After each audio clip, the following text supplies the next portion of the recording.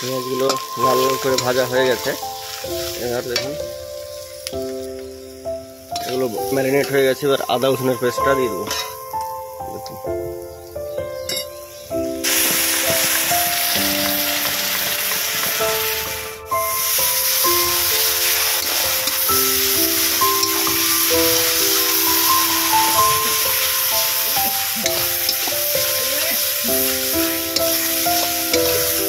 হলুদ কম কম লাগছে, তাই একটু হলুদ দিয়ে দিই।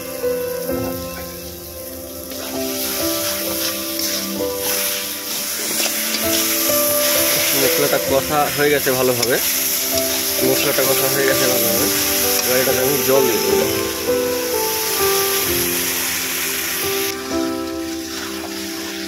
এবার দেখতে পাচ্ছি এই মাংসগুলো সব দিয়ে দেবো।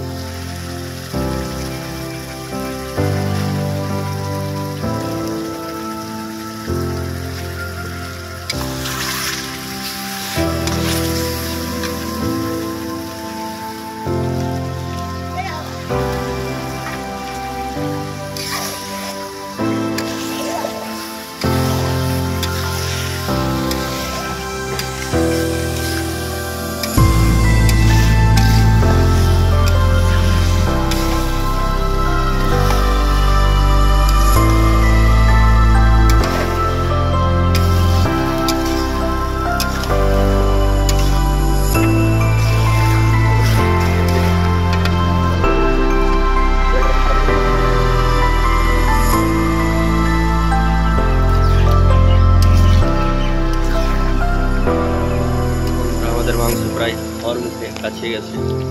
এরকম কালার হয়েছে, দেখুন দেখতেও বেশ খুব সুন্দর হয়েছে। তো এরপরে আর কিছুক্ষণ মাংসটা সেদ্ধ হয়ে যাওয়ার পরে মিট মশলা দিয়ে নামিয়ে নেব। তখন দেখতে পাবেন মাংসটার কালারটা আরও কতটা ভালো।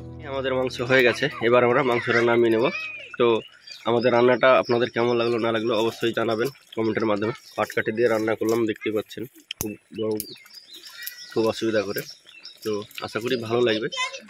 আরও নিত্য নতুন রান্নার ভিডিও পেতে আমাদের চ্যানেলটিকে সাবস্ক্রাইব করে নেবেন সবাই।